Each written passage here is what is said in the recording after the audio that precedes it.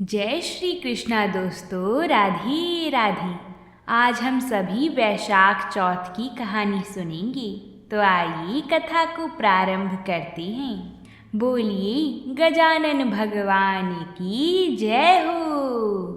प्राचीन काल में किसी गांव में एक विधवा माता और उसका पुत्र रहा करता था। वह गायों को चराकर अपना पालन पोषण करता था। उसकी माता 12 मासी चौथ माता का व्रत करती थी। वह हर महीने की विनायक चौथ को चूरमे के 5 लड्डू बनाती थी। उनमें से एक चौथ माता का, एक गणेश जी का, एक गाय को निकालकर दान करती, एक बेटे को खिलाती और एक स्वयं खाती। एक बार चौथ व्रत के दिन बेटा पड़ोसन के घर गया और वहां चूरमा देखकर पूछने लगा। तब वह बोली, आज चौथ का व्रत है, इसलिए मैंने चूरमा बनाया है। तेरी माँ तो हर चौथ को ही बहुत सारे लड्डू बनाती है, पर तुझे केवल एक ही लड्डू खाने को देती है, ठंडी बासी रोटी खाने को देती है। लड़का पड़ोसन की बातों के बहकावे में आ गया और अपनी माता से जाकर बोला, माँ तू तो चूरमा खाती है और मुझे सिर्फ एक लड्डू देती है, इसलिए तू अब चौथ माता का व्रत करना छोड़ दे। माँ ने कहा, बेटा मैं तो चौथ माता का व्रत तेरे ही सुख शांति के लिए करती हूँ, मैं यह व्रत नहीं छोड़ सकती। यह सुनकर बेटा नाराज होकर नगर छोड़ के जाने लगता है। माँ बोलती है, बेटा यदि तू मेरे से नाराज होकर नगर छोड़कर जाना चाहता है तो ये चौथ माता का आका ले जा। यदि तेरे पर कोई संकट आई तो चौथ माता और विनायक जी का नाम लेकर इसे पूर देना, तेरा संकट दूर हो जाएगा। लड़का आकों को लेकर नगर से चला जाता है। रास्ते में उसे एक खून से भरी हुई नदी मिलती है, जिसे पार करना संभव नहीं था। लेकिन उस संकट की घड़ी में उसे अपनी माँ की याद आई और उसने चौथ माता का नाम लेकर आका पूर दिया और कहा, चौथ माता यदि तू सच्ची है और मेरी माँ मेरे लिए ही तेरा व्रत करती है तो यह नदी दूध और पानी से भर जाए और मुझे रास्ता मिल जाए। उसके ऐसे कहते ही रास्ता मिल गया। आगे चलने पर भयंकर जंगल से भी उसे इसी प्रकार आंखें पूर कर गुजरना पड़ा। आगे चलकर एक नगर में पहुंचा। उस राजा के यहाँ रोज एक मिट्टी के बर्तन का वह अलाव तब पकता था जब उसमें एक आदमी की बलि दी जाती थी, यानी एक आदमी को बर्तनों के साथ चुन दिया जाता था। उस लड़के ने वहां जाकर देखा, एक बुढ़िया माई आटा पीसते जा रही थी और रोती जा रही थी। लड़के ने इसका कारण पूछा। तब बुढ़िया बोली कि आज मेरे इकलौते बेटे का इस अलाव में जाने का नंबर है। तब वह लड़का बोला, बुढ़िया माई तू मुझे जल्दी से खाना खिला दे, तेरे पुत्र की जगह मैं जाऊंगा। बुढ़िया माई के मना करने पर भी वह नहीं माना और राजा का बुलावा आने पर अपना सामान बुढ़िया माई के घर छोड़कर चला गया। साथ में चौथ माता के आके और एक जल लोटा लेकर उस अलाव में अपने साथ रख लिया और चौथ माता का नाम लेकर बैठ गया। दूसरे दिन अलाव पककर तैयार हो गया। लोगों को बहुत आश्चर्य हुआ। प्रजा ने जाकर राजा से यह बात कही। तब राजा स्वयं देखने आई। अलाव में से बर्तन निकाले जाने लगे तो अंदर से आवाज आई, धीरे धीरे बर्तनों को उतारो, अंदर मैं हूँ। तभी राजा ने आवाज सुनकर कहा कि तुम अंदर कौन हो, कोई भूत प्रेत हो या कोई देव हो? तब वह लड़का बोला, कल जिस लड़के को तुमने अलाव में चुना था मैं वही लड़का हूँ। लड़का बाहर आया। बाहर आने पर बुढ़िया माई वह राजा के पूछने पर उसने कहा कि यह सब चमत्कार मेरी चौथ माता और बिंदायक जी महाराज के व्रत का है। मेरी माँ मेरी सलामती के लिए यह व्रत करती है। उन्हीं के प्रताप से आज मेरा यह भयानक संकट भी दूर हुआ है। राजा को विश्वास नहीं हुआ। तब राजा ने 2 घोड़े मंगाए, एक पर स्वयं बैठा और दूसरे पर लड़के को बिठाकर उसके साथ पैरों में जंजीर बांधी और कहा, यदि तेरी चौथ माता सच्ची है तो यह जंजीर मेरे हाथ पैरों में आ जाए। लड़के ने चौथ माता का आका पूर कर कहा, हे गणेश जी महाराज, आप ही मेरी रक्षा करना। इतना कहते ही भगवान की कृपा से वह जंजीर खुलकर राजा के हाथ में जा गिरी। राजा, रानी व प्रजा ने चौथ माता का चमत्कार अपनी आंखों से देखा। उसी दिन से वह सभी लोग चौथ माता और विनायक जी महाराज के परम भक्त हो गए। राजा ने अपनी राजकुमारी का विवाह उस लड़के के साथ करा दिया और बहुत सारा धन वैभव देकर उसको विदा किया। अब वह दोनों वर वधू अपने गांव पहुँचे तो लोगों ने जाकर बुढ़िया माई को बताया कि तेरा बेटा बहू को साथ लेकर आ रहा है। तब वह बोली, अरे नहीं, मेरे भाग्य में बहू बेटे का सुख कहाँ है। वह ऐसा कह ही रही थी कि दोनों जने उसके पैरों में गिर गए और बेटा अपनी माँ से माफ़ी मांगने लगा और कहने लगा कि यह सब चौथ माता की ही कृपा है कि आज मैं तेरे सामने खड़ा हूँ। उसके बाद उसने सारी नगरी में ढिंडोरा पिटवा दिया कि सारी सुहागनी बेटी की माँ हो सके तो लड़कियाँ भी चौथ माता का व्रत करें और हो सके तो पूरी 12 महीने की चौथ करें, नहीं तो चारों बड़ी चौथ करें, नहीं तो 2 चौथ का व्रत अवश्य ही करें। हे चौथ माता, जैसा तुमने बुढ़िया माई और उसके बेटे को दिया वैसे ही सभी कहानी कहने वाले और सुनने वाले को देना। सभी के घर में सुख शांति बनाए रखना, सभी की संतानों की रक्षा करना। तो बोलिए चौथ माता की जय।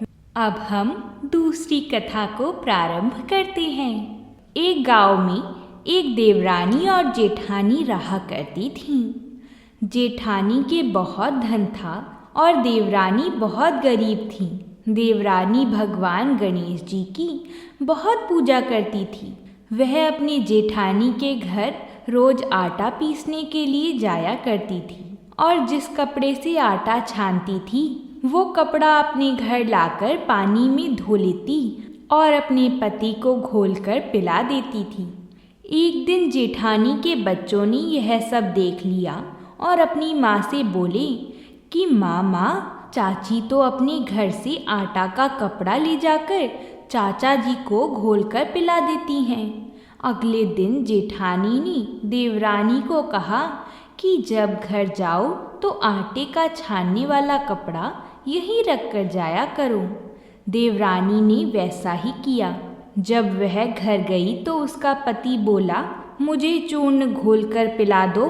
देवरानी बोली कि उन्होंने आटा छानने वाला कपड़ा वहीं रखवा लिया, इसलिए मेरे पास आपको खिलाने के लिए कुछ भी नहीं है। उस दिन उसके पति ने भूख से व्याकुल होकर उसको लकड़ी से खूब मारा। भाग्यवश उस दिन उसका सकट चौथ व्रत था। श्री गणेश जी का स्मरण करती हुई वह भूखी ही सो गई। तभी थोड़ी देर बाद गणेश जी ने आकर कहा कि आज तो सकट चौथ व्रत है और तू भूखी क्यों सो रही है। तब देवरानी ने सारा वृतांत कह सुनाया। फिर भगवान बोले कि आज मैंने तिल चौथ के कारण चूरमा व तिलकूट बहुत ज़्यादा खाया है, इसलिए निमटने का मन है, सो कहाँ जाऊँ। वह बोली, यह खाली झोपड़ी है, महाराज कहीं भी चले जाओ। गणेश जी ने सारा घर भर दिया। निमटने से आकर बोले, पौंछू कहाँ। वह बोली, मेरा ललाट पड़ा है, पौंछ लो। गणेश जी पहुँच कर चली गई। थोड़ी देर बाद उठकर देखा कि सारा घर हीरे मोती से जगमगा रहा था। सारा सिर भी सोने की आभा से चमक रहा था। धन को बटोरने में देर हो गई, इसलिए जेठानी के यहाँ काम के लिए भी ना जा सकी। जेठानी ने अपने बच्चों को चाची के घर देखने के लिए भेजा कि चाची क्यों नहीं आई है। बच्चों ने आकर अपनी माता से कहा कि माँ, चाची के घर में तो अब बहुत धन हो गया है। जेठानी भागी भागी अपनी देवरानी के पास आई और पूछा कि तुम्हारे पास इतना धन कैसे हुआ। भोली भाली देवरानी ने सारी घटना सच सच बता दी। इतना सुनकर जेठानी अपने घर आई और अपने पति को बोली कि मुझे भी लकड़ी से बहुत मारो। देवरानी को देवर जी ने बहुत मारा, इसलिए उसके घर बहुत धन हो गया है। उसका पति बोला, भाग्यवान, तू धन की भूखी क्यों मार खाती है।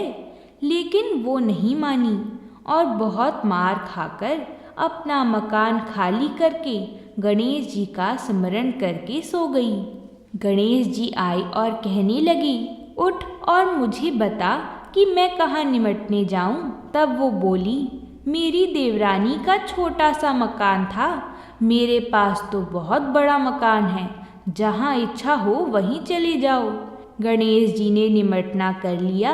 अब बोले, पहुँचूं कहाँ। तो जेठानी ने गुस्से में आकर कहा, मेरा ललाट पड़ा है, पहुँच लो। गणेश जी पहुँचकर चले गए।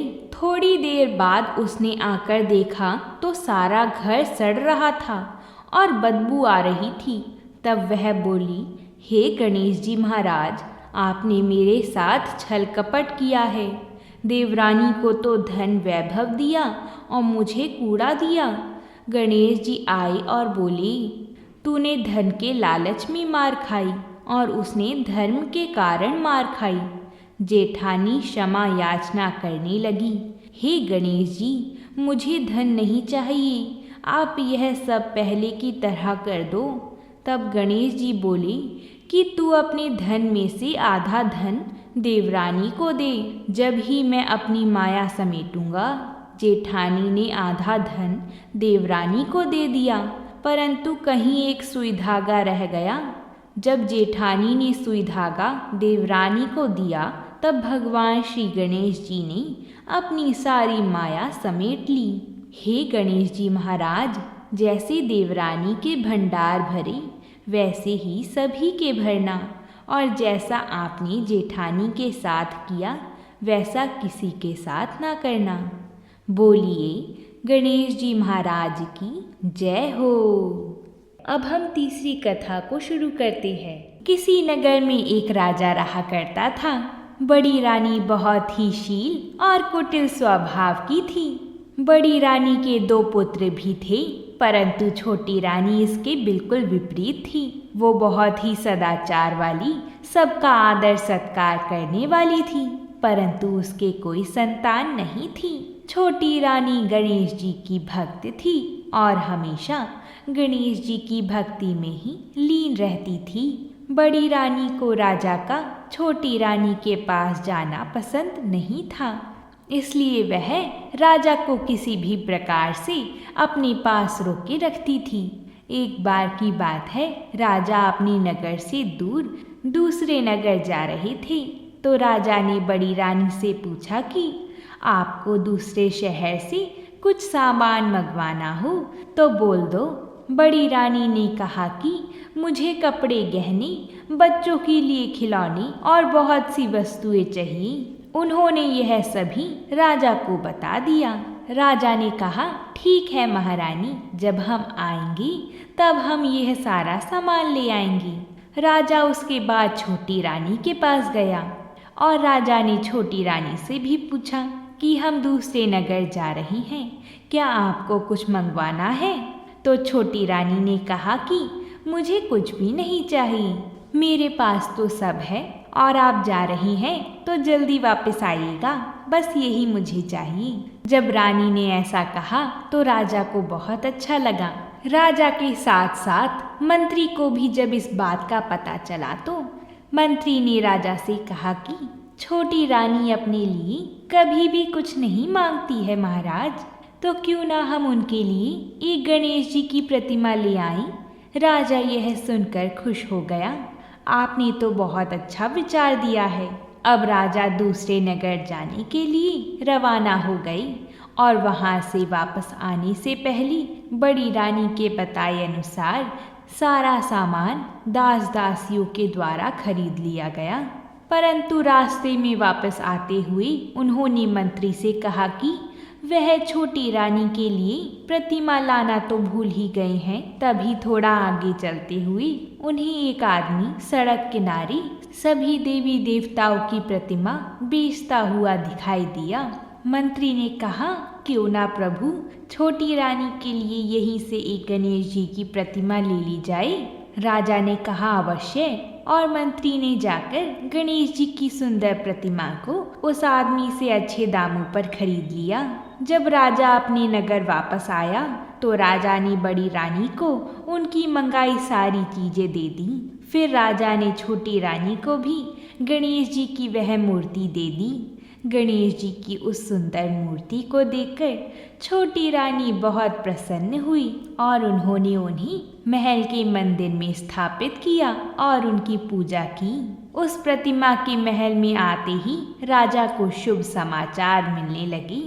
राजा के पड़ोसी राज्य से चल रही बहुत समय की लड़ाई में राजा की जीत हुई। राजा को समाचार मिला कि राजा के राज्य में पानी की समस्या भी दूर हो गई है और सारे जलाशय बावड़ियां भी भर गई हैं।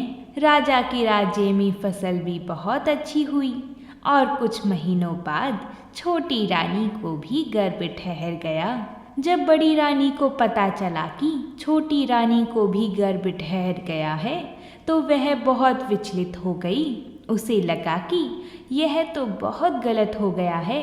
उसने सोचा कि जब से यह गणेश जी की मूर्ति यहाँ स्थापित हुई है तब से ही कुछ ना कुछ अच्छा ही हो रहा है। ऐसा कहकर बड़ी रानी ने अपनी दासियों से गणेश जी की उस मूर्ति को चुराने को कहा और बड़ी रानी ने उस प्रतिमा को महल के कुएं में डाल दिया। फिर रातों रात ही उस जगह एक बहुत ही सुंदर और बड़ा पेड़ हो गया। उस पेड़ पर सिर्फ एक ही सोने का सुंदर फूल हो गया। सुबह उठकर जब सबने उस वृक्ष को देखा तो वह सभी सोने के फूल को देखकर हैरान रह गए। सब उस फूल को लेना चाह रही थी पर वह फूल किसी के हाथ नहीं आ रहा था। बड़ी रानी, राजा भी आए।